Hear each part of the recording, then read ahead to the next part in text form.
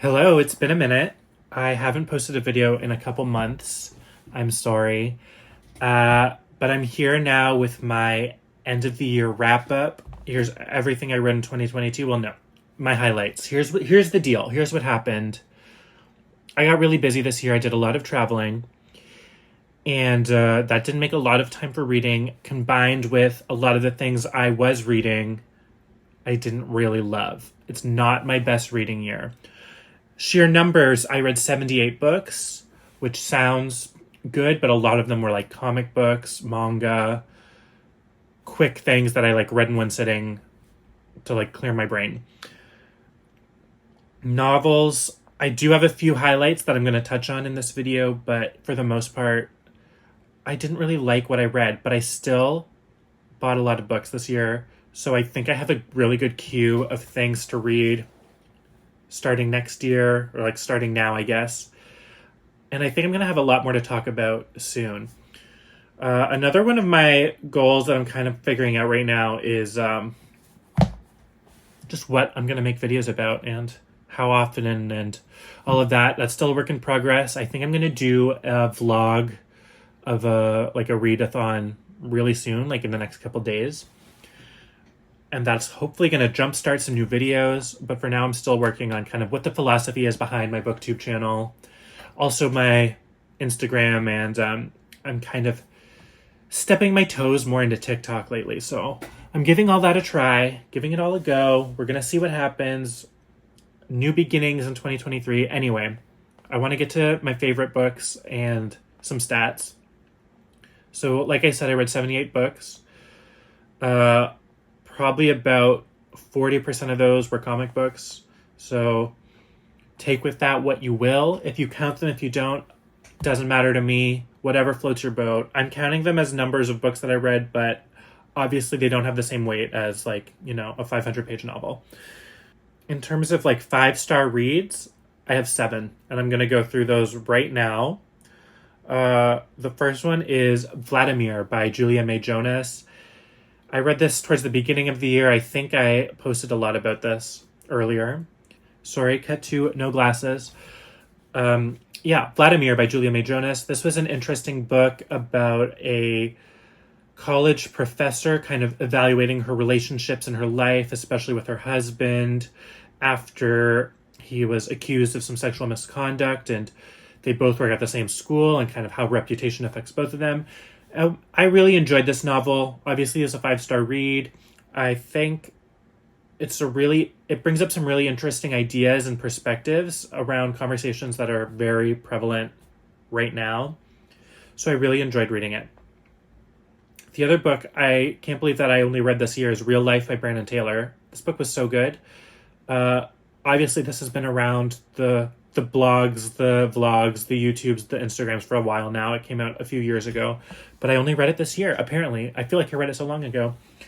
But I really liked this book, too. It takes place at a university campus. It's about a young queer Black student kind of evaluating if he wants to continue in academia or not. Follows over the course of a weekend, I think.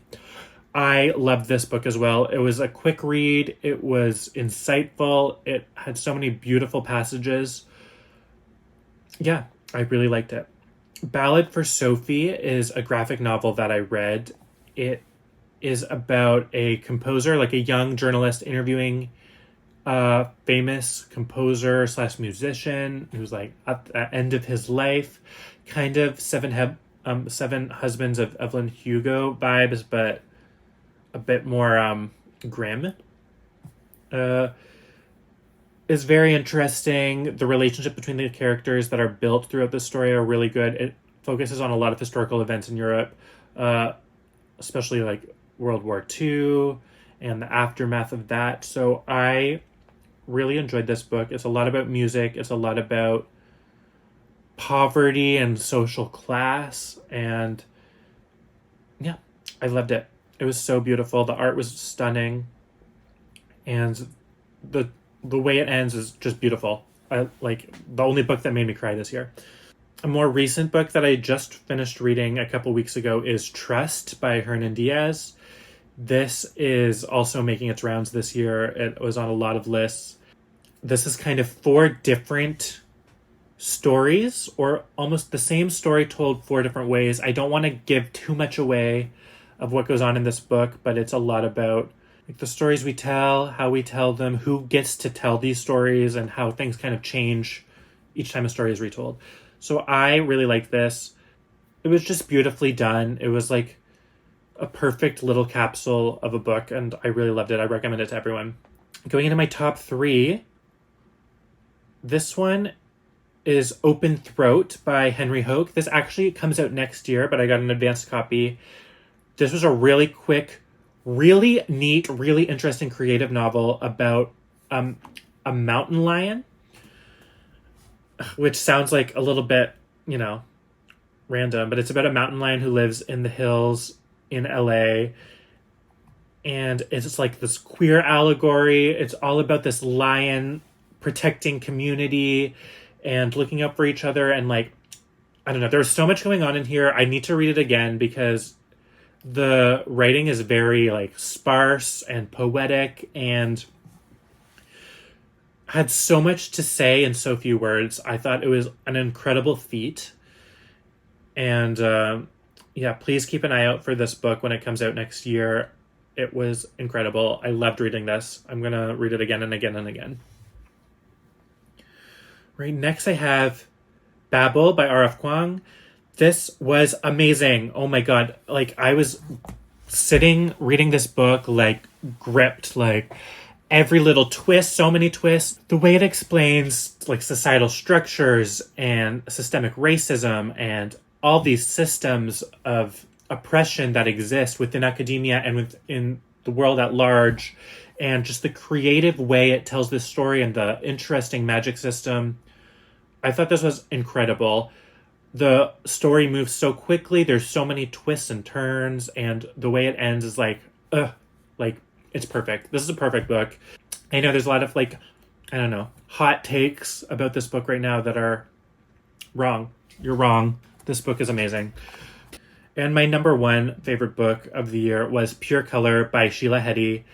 This is another poetic, sparse, interesting concept of a book. It's so abstract, so beautiful. This book about like grief and relationships and art and creativity. Oh my god. Like, if I can recommend one book to anyone, it's Pure Color by Sheila Heti, especially if you're an introvert. This is like the introvert's Bible. I don't know how else to describe it. This was the, like, pièce de résistance. It was amazing. Perfect. Stunning. Thank you, Sheila Heti, for this work of art. Honorable mention to Freshwater by Akwaeke Emezi, which apparently I gave 4.75 stars. Not sure why it didn't get a full 5, but I thought that was really good too. Also very artistic, very interesting approaches to things and being about art and relationships. You can see a theme of the books I liked this year. Anyway, I wish I had more 5-star reads to share, but I didn't love a ton of what I read. So I am really excited to read some more. Oh, the Billy Ray Belcourt. I want to also give an honorable mention. A Minor Chorus by Billy Ray Belcourt. This was amazing. It was like, if you like Maggie Nelson, if you like Rachel Cusk, really any of those kind of contemporary realm of writers, you're going to love this book. It's a Canadian novel, just like Pure Color is also a Canadian novel. But this was amazing. I'm not going too in-depth about like the plot of what any of these books are, because I'm sure there's so much content about these already. You don't need the plot description again and again and again. Anyway, those are my favorites of this year. Quickly, in terms of stats, I read a lot of shorter books. Like I said, I read a lot of comic books this year. Mostly fiction, only 12% nonfiction. My goal at the beginning of the year was to read at least 25% nonfiction. So that didn't really stick. But I'm going to try that again for this year, I think. In terms of like books and pages per month, you can see the big lulls where I got really busy with work in the stats in like May, June, and then again in September, October. That's to be expected. My 2023 doesn't look like it's going to be as crazy busy as 2022 was, so I'm hoping to read more. I want to make reading challenges a regular thing. I'm really excited about that. Anyway, I know talking about my goals isn't like super exciting, so I'm not going to go too much into that. But my main goal that I'm setting for myself for my reading in 2023 is I want to read more books than I buy. I bought so many books this year that I haven't touched, so I got to get through them. I got to get through my backlog, and I'm spending too much money on books. So I'm going to read more than I buy. I don't know exactly how I'm going to measure that yet. Maybe I need a little whiteboard or something. We'll see. We'll figure it out. Anyway, let me know what your favorite books of the year were and what your reading goals are for 2023. I'm so excited to get back into the swing of vlogging. Just trying to figure out some structure to this whole thing. But we're getting there, I promise. Anyway, I'm going to stop doing this because I know every time I make a video, I'm like, sorry, it's been a long time and I'm going to get better and blah, blah, blah. Whatever, it doesn't matter. You watched this video. Thank you. I'll see you in the next one. Bye.